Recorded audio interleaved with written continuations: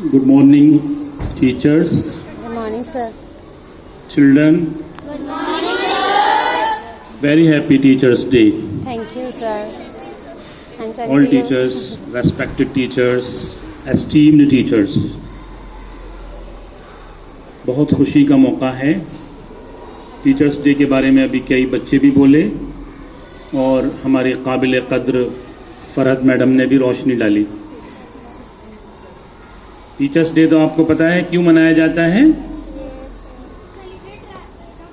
Doctor Radha Krishna Sarvepalli के योम पैदाइश पर, उनके नाम पर, उनके योम पैदाइश पर ये टीचर्स डे, जिसको हम शिक्षक दिवस भी कहते हैं और उर्दू में योम असातिज़ा कहते हैं, मनाया जाता है। अभी एक बच्ची ये भी बता रही थी कि मुख्तलिफ मुल्कों में अलग अलग तारीखों में, अलग अलग महीनों में मनाया जाता है। तो आप सबको पता है कि जो टीचर का या उस्ताद का मकाम है हमारी ज़िंदगी में क्या है। इसमें मैं 2-3 बातों पर रोशनी डालूंगा, सब बच्चे बहुत ध्यान से सुने। डॉक्टर राधा कृष्ण सर्वपल्ली एक बहुत गरीब घराने से थे। कभी कभी उनके घर में खाने को भी नहीं होता था, कपड़े भी नहीं होते थे, और वो एक बहुत छोटे से स्कूल से उन्होंने अपना करियर शुरू किया। मेहनत करते रहे, पढ़ते रहे, तहकीक करते रहे, किताबें लिखते रहे, किताबों के ट्रांसलेशन करते थे, बहुत सारी ज़बानें सीखी, यहाँ इंडिया में पढ़े, फिर बाहर पढ़ने गए। इस तरह से करते करते एक बहुत बड़े एजुकेशनिस्ट बन गए, थिंकर बन गए, और फिर वाइस प्रेसिडेंट ऑफ इंडिया और प्रेसिडेंट ऑफ इंडिया, यानी नायब सदर जमहूरिया और सदर जमहूरिया, जो मुल्क का सबसे बड़ा ओहदा है, उस तक पहुंचे। और उन्हें बहुत ज़्यादा इज्जत और एहतराम की नज़र से देखा जाता है। जब वो रिटायर होकर अपने कॉलेज से जा रहे थे तो उनके शागिर्द एक घोड़ा गाड़ी लाए। क्या लाए? बड़े बड़े शागिर्द थे उनके, जवान थे। एक घोड़ा गाड़ी लाए और उस घोड़ा गाड़ी के अंदर, जैसे तांगा कह सकते हैं, उन्होंने घोड़े नहीं लगाए, घोड़े की जगह खुद लग गए और अपने कांधों पर रखकर उस गाड़ी को कॉलेज से लेकर रेलवे स्टेशन तक लेकर आए। और उन्हें रुखसत करते वक्त वो फूट फूट कर रोने लगे। कौन? उनके जो शागिर्द थे, जो उनके स्टूडेंट्स थे। किनके? डॉक्टर सर्वपल्ली राधा कृष्णन के। एक बात समझ में आ गई? दूसरी बात, अरिस्टोटल का नाम सुना है किसी ने? अरस्तु। अलेक्जेंडर द ग्रेट का नाम भी सुना है? अरिस्टोटल को उर्दू या हिंदी में अरस्तु कहते हैं और अलेक्जेंडर द ग्रेट को उर्दू या हिंदी में सिकंदर आजम कहते हैं या महान सिकंदर कहते हैं। तो अरस्तु जो थे वो टीचर थे और सिकंदर कौन थे? उनके शागिर्द थे। एक बार वो सफर कर रहे थे तो एक दरिया आ गया, नदी आ गई। अब दरिया आ गया तो कश्ती नहीं थी, दरिया की गहराई का अंदाजा नहीं था, तो दोनों में मशवरा हुआ कि इसमें उतरकर कौन दरिया की गहराई को नापेगा। दरिया कितना गहरा है, कौन नापेगा?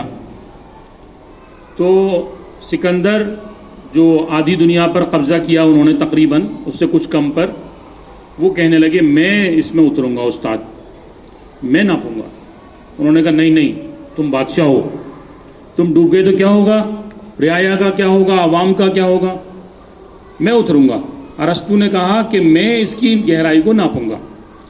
जब बहुत बहस हुई तो सिकंदर ने कहा, उस्ताद मोहतरम, आप अरस्तु हैं और मैं सिकंदर हूं। अगर मैं मर गया तो कोई बात नहीं है, 100 सिकंदर मिलकर एक अरस्तु नहीं पैदा कर सकते, लेकिन एक अकेला अरस्तु 100 सिकंदर क्या 1000 सिकंदर बना सकता है। यानी ये एक टीचर की खूबी है। समझ में आ गई बात? तीसरी बात, हारून रशीद का नाम सुना है किसी ने? हारून रशीद एक बादशाह थे अब्बासी दौर के। उनकी आधी से ज्यादा दुनिया पर हुकूमत थी। अफ्रीका पर, एशिया पर, यूरोप के बहुत बड़े पार्ट पर, ईस्टर्न जो यूरोप है, बहुत बड़े यानी आधी से ज्यादा दुनिया पर हुकूमत थी। उनके 2 बेटे थे, एक का नाम था अमीन, एक का नाम था मामून। एक का नाम अमीन था, एक का नाम मामून था। वो दोनों भी आगे चलकर बादशाह बने। एक बार जब उनके उस्ताद जाने लगे तो वो दोनों अपने उस्ताद के जूते सीधे करने के लिए दौड़े। तो दोनों में झगड़ा होने लगा। अमीन ने कहा मैं जूते सीधे करूंगा और मामून ने कहा मैं जूते सीधे करूंगा। दोनों में जब झगड़ा होने लगा तो उस्ताद आ गए। उस्ताद ने कहा एक जूता तुम सीधा करो और एक तुम सीधा करो। जब ये बात हारून रशीद बादशाह को मालूम हुई तो उन्होंने कहा अब इन दोनों के अंदर बादशाह बनने की क्वालिटी पैदा हो चुकी है। किन दोनों में? अमीन में और मामून में। यानी जो इंसान उस्ताद का मकाम पहचान ले, उस्ताद का मर्तबा जान ले, उस्ताद का कुदरत ने, खुदा ने क्या मनसब और क्या प्लेस बनाया है, तो समझ लो अब उसके अंदर समझ आ गई। अब हो क्या रहा है? पहले जो उस्ताद होता था उसे मालूम है क्या कहते थे? उसको गॉड फादर कहते थे। सुना है कभी किसी ने? चर्च में बोलते हैं। वैसे ये हमारे कल्चर का वर्ड नहीं है गॉड फादर। गॉड गॉड ही होता है, इंसान गॉड नहीं हो सकता। गॉड फादर का मतलब होता था वो अपने शागिर्द की हर चीज का इंतजाम करता था। उसको पढ़ाता भी था, खिलाता भी था, उसकी तरबियत भी करता था, उसको फिजिकली भी स्ट्रांग करता था, फिर उसकी शादी भी कराता था, फिर उसके जॉब यानी रोजगार का भी इंतजाम करता था, फिर उस पर कोई परेशानी आती थी उसको भी दूर करता था। वो सारी चीजों का काम करता था। और उस शागिर्द भी ऐसा होता था कि वो अपने उस्ताद के लिए जान तक देने के लिए तैयार रहता था। एकलव्य और द्रोणाचार्य की तो सबने ही कहानी सुनी होगी। दीदी मैडम सुनी है ना? क्या है कहानी? सर उसमें जो एकलव्य थे सर वो बहुत अच्छे वो थे सर आखिर तो सर द्रोणाचार्य ने वो जो थे उन्होंने कहा था कि अपना अंगूठा काट दे। ऐसा नहीं हुआ था। अभी कहानी तुमने बीच में से काट दी। एकलव्य एक लड़का था, बहुत होनहार था। वो द्रोणाचार्य गुरुजी थे, एक बहुत बड़े शिक्षक थे और तीरबाजी सिखाया करते थे। लोगों को तरह तरह के हथियार चलाने की ट्रेनिंग देते थे। पुराने जमाने की बात है। तो वो क्या थे? शहजादों को, राजकुमारों को ट्रेनिंग दे रहे थे। एकलव्य एक आम घराने से था लेकिन होनहार बहुत था। तो वो गया, उसने द्रोणाचार्य से कहा कि आप मुझे भी तीर चलाना सिखा दीजिए। उन्होंने कहा नहीं, मैं तो जो है जो प्रिंसेस हैं और राजकुमार शहजादे हैं उनको ट्रेनिंग करता हूं, उनको ट्रेन करता हूं। जब वो बहुत पीछे पड़े एकलव्य तो उन्होंने उनको सिखाया नहीं। वो चले गए आखिर में। और जाने के बाद उन्होंने क्या किया? एक द्रोणाचार्य की मूर्ति बना ली और रोजाना उस मूर्ति के सामने झुकते थे, पैर छूते थे, मूर्ति का आशीर्वाद लेते थे और वो प्रैक्टिस करते थे। प्रैक्टिस करते करते करते करते इतने बड़े वो तीरबाज बन गए कि जो द्रोणाचार्य शहजादों को, राजकुमारों को ट्रेन कर रहे थे वो इतने ज्यादा एक्सपर्ट और स्किल्ड आर्चर या तीरबाज नहीं थे। एक मौके पर जब ये द्रोणाचार्य और उनके शागिर्द शिकार के लिए निकले हुए थे तो उनके साथ एक कुत्ता था। वो कुत्ता जो था वो एकलव्य पर भौंकने लगा। अजनबी को देख के भौंकता है ना कुत्ता। तो उन्होंने उस तेजी से और फुर्ती से उसके तीर मारे कि वो तीर उसके मुंह में लगते चले गए। यानी 5 तीर बहुत तेजी से मारे और जो उसके मुंह के अंदर आते जाते थे और मुंह बंद करता जाता था। यानी एक भी तीर ने उसको चोट भी नहीं पहुंचाई और उसका मुंह भी, वो भौंक कहां से रहा था? मुंह से तो भौंक रहा था ना। तो मुंह में तीर मारते गए और उसका भौंकना बंद करा दिया तीरों से। जब द्रोणाचार्य ने देखा कि 5 तीर इस तेजी से मारे, चलाए और कुत्ते का भौंकना भी बंद कर दिया और कुत्ता जरा सा जख्मी भी नहीं हुआ, ये इतना जबरदस्त तीरबाज कौन है? तो देखते देखते मालूम हुआ। एकलव्य को देखा, फिर उन्होंने कहा कि मैं आपका ही शिष्य हूं। उन्होंने कहा मेरा शिष्य कैसे? मैंने तो कभी नहीं सिखाया। तो उन्होंने फिर बताया कि मैं ऐसे ऐसे आपके पास आया था, आपने मना कर दिया था, आपकी मूर्ति बना ली। यहां पर आकर क्या हुआ द्रोणाचार्य को अपनी पोजीशन थोड़ी सी इनसिक्योर लगने लगी। इनसिक्योर क्या? उन्हें लगा कि मेरा शिष्य तो इतना कोई होनहार है नहीं, अगर इससे मुकाबला हुआ तो यही जीत जाएगा। तो उन्होंने कहा मुझे गुरु दक्षिणा चाहिए। ठीक है, उन्होंने कहा क्या चाहिए? वो आज भी इतनी इज्जत करते थे। उन्होंने कहा अपने दाएं हाथ का अंगूठा। You know right hand thumb की वैल्यू मालूम है आपको? मालूम है? अगर ये काट लिया जाए तो आप लिख नहीं सकते, आप कोई चीज उठा नहीं सकते, पकड़ नहीं सकते, तोड़ नहीं सकते, मोड़ नहीं सकते। ये एक अंगूठा जो होता है इन 4 उंगलियों से भी ज्यादा काम का है, और जितनी ताकत इन 4 उंगलियों में है इतनी इस एक अंगूठे में है।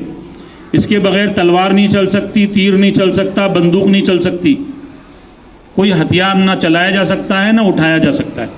तो क्या किया उन्होंने? गुरु बहुत चालू थे, बहुत चतुर थे, बेचारे को सिखाया भी नहीं, उसने वो इतना मान सम्मान देते हुए सीखा और ये जता दिया कि मैंने तो आपकी मूर्ति से आशीर्वाद ले लेकर सीखा है। उन्होंने उसका अंगूठा ले लिया। तो खैर इस तरह के तो उस्ताद नहीं होने चाहिए मेरी नज़र में। मैं उस जमाने को उनको उस्ताद को क्रिटिसाइज नहीं करूंगा। तो आपको पॉइंट समझ में आया? यानी उन्होंने अपना अंगूठा दे दिया। अंगूठा जो था वो उस एकलव्य के लिए उसकी पूरी कुल कायनात थी, पूरा खजाना था, उसकी पूरी जिंदगी भर की पूंजी और सरमाया था। अब आजकल के माहौल में क्या हो रहा है? तो पहले जो पढ़ाते थे तो पैसे तो लेते नहीं थे, इसलिए उस्ताद की बहुत अहमियत होती थी। फारसी में 2 शेर कहे गए हैं। एक बादशाह ने अपने एक बेटे को एक मदरसे भेजा। पहले स्कूल नहीं होते थे, मदरसा होता था। और मदरसे को जो लोग ये समझते हैं मदरसा का मतलब रिलीजियस मजहबी एजुकेशन, धार्मिक शिक्षा, वो नहीं है। मदरसे का मतलब स्कूल ही है। मदरसे का मतलब क्या है? जहां दर्स दिया जाए, और दर्स का मतलब है लेसन, पाठ, सबक। तो मदरसे का मतलब क्या हुआ? स्कूल हुआ। स्कूल तो जब अंग्रेज आए तब से शुरू हुआ, वरना पहले मदरसा ही कहते थे। तो एक बादशाह ने क्या किया, अपने बेटे को मदरसे भेजा। तो उसमें फारसी में 2 शेर हैं। बादशाहे पिसर ब मकतब दाद, लोहे सीमी नश बर किनार निहाद, बर सरे लोहे ऊ बनिश्ता बजर, जोरे उस्ताद बेह जमेहरे पिदर। इसका मतलब यह है, एक बादशाह ने अपने बेटे को कहां भेजा? मदरसे भेजा। और मदरसे जाने के वक्त उसके बगल में एक तख्ती दे दी जो चांदी की थी। उस चांदी की तख्ती पर सोने की लाइनों से लिखा हुआ था, सोने के हुरूफ से लिखा हुआ था। क्या लिखा हुआ था? उस्ताद की जो पिटाई है वो बाप की मोहब्बत से भी बढ़कर है। क्या लिखा हुआ था? बाप जो मोहब्बत करते हैं ना, उस्ताद की मोहब्बत बाप की मोहब्बत से बढ़कर नहीं है। उस्ताद की पिटाई बाप की मोहब्बत से बढ़कर है। ये किसने लिखा था? बादशाह ने लिखा था, ताकि उस्ताद को भी पता लग जाए। उस्ताद ये ना सोचें शहजादा है, मैं कैसे इसे टच कर सकता हूं, और शहजादा भी ये ना सोचे मुझे कौन टच कर सकता है, मुझसे तो कोई निगाह भी नहीं मिला सकता। बात समझ में आ गई? यानी क्यों है उस्ताद की पिटाई बाप की मोहब्बत से बढ़कर? क्योंकि बाप की मोहब्बत तो कई बार बच्चे को बिगाड़ देगी, लेकिन उस्ताद की पिटाई क्या करेगी? हमेशा सुधारेगी। अब क्यों नहीं रहा? जो एक स्कूल होता है या मदरसा होता है या एक पाठशाला होती है, उसके अंदर 4 एलिमेंट्स होते हैं। कितने होते हैं? 4 होते हैं। सबसे पहले तो स्टूडेंट है, दूसरा टीचर है, तीसरा मैनेजमेंट है, और चौथा बच्चों से जुड़े हुए उनके पेरेंट्स हैं। 5वां आप चाहें तो प्रिंसिपल प्रधानाचार्यों को भी काउंट कर सकते हैं, ना चाहें तो कोई बात नहीं। ये जो 4-5 होते हैं, इन 4-5 का तालमेल बहुत इंपॉर्टेंट है। इनका आपस में जो तालमेल है वो क्या है? बहुत जरूरी है। जो स्टूडेंट है वो ये ना सोचे कि मेरे बाप फी पे करते हैं तो ये उस्ताद मुझे पढ़ाते हैं, इसमें एहसान क्या है? ठीक है? और उस्ताद ये ना सोचे कि मैं अगर ये फी दे रहे हैं तो मैं पढ़ा नहीं रहा हूं, इनका क्या एहसान है? और मैनेजमेंट ये ना सोचें कि अगर ये टीचर हमारे यहां पढ़ाता तो हम इसे तनख्वाह देते हैं ना, कौन सा एहसान कर रहे हैं? और माँ बाप ये ना सोचें कि अगर ये टीचर पढ़ा रहे हैं तो कौन सा एहसान कर रहे हैं, फीस नहीं देते हम इन्हें क्या। यानी हर एक का जो है मामला किससे जुड़ा हुआ है, फीस से जुड़ा हुआ है। अब मैं आपसे एक दो बातें पूछूंगा। मार्केट से आप क्या लेकर, दूध लेकर आते हैं, दूध खुर्जे में कितने रुपए लीटर मिल रहा है बताइए। 50 मिल रहा है हमारी तरफ से। 50 और कहीं 40 भी मिल रहा होगा, कहीं 45 मिल रहा होगा, कहीं 55 मिल रहा होगा। क्या वजह है, क्या रीजन है इसका बताइए। मिक्सअप होता है उसमें वाटर, तो वो सस्ता होता है। रीजन क्या है?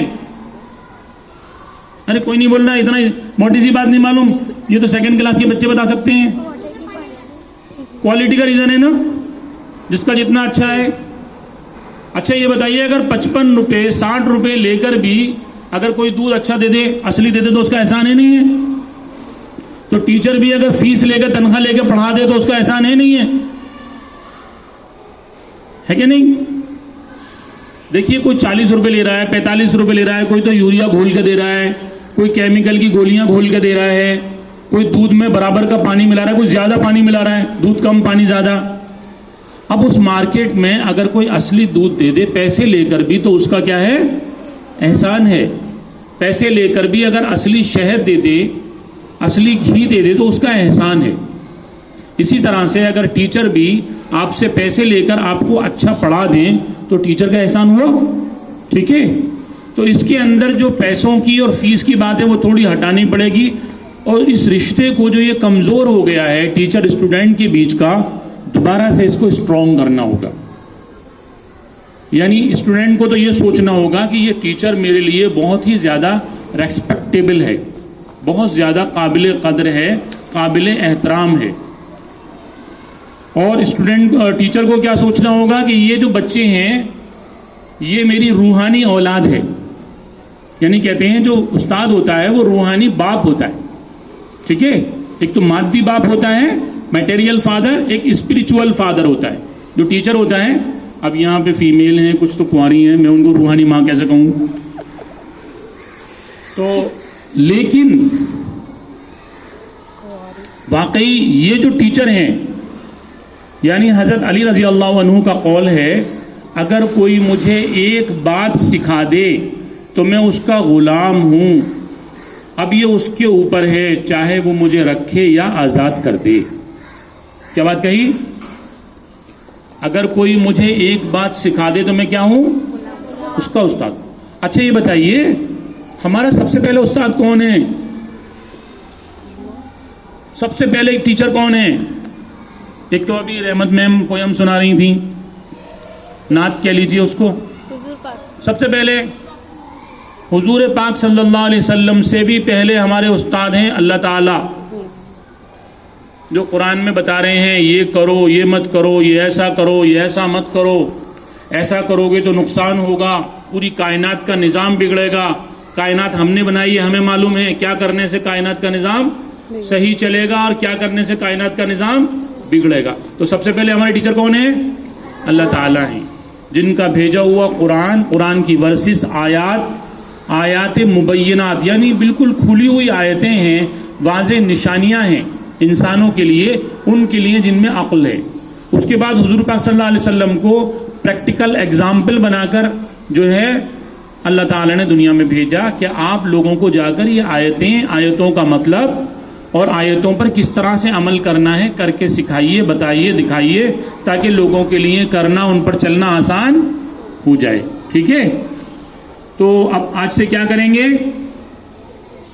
एक तो टीचर की इज्जत करेंगे, दूसरे टीचर से बहुत ज्यादा क्या करेंगे? टीचर की पढ़ाई हुई बात को बहुत ध्यान से सुनेंगे, और तीसरे जैसे माँ बाप से मोहब्बत करते हैं ऐसे ही टीचर से भी मोहब्बत करेंगे। उससे क्या है, उससे जबरदस्त उसके नताइज आएंगे, उसके रिजल्ट्स आएंगे, और आपको जिंदगी में बहुत ही होनहार और काबिल होने का मौका मिलेगा, ठीक है। बात बहुत लंबी हो गई, गर्मी हो रही है, बच्चों को पसीना आ रहा है। Thank you very much.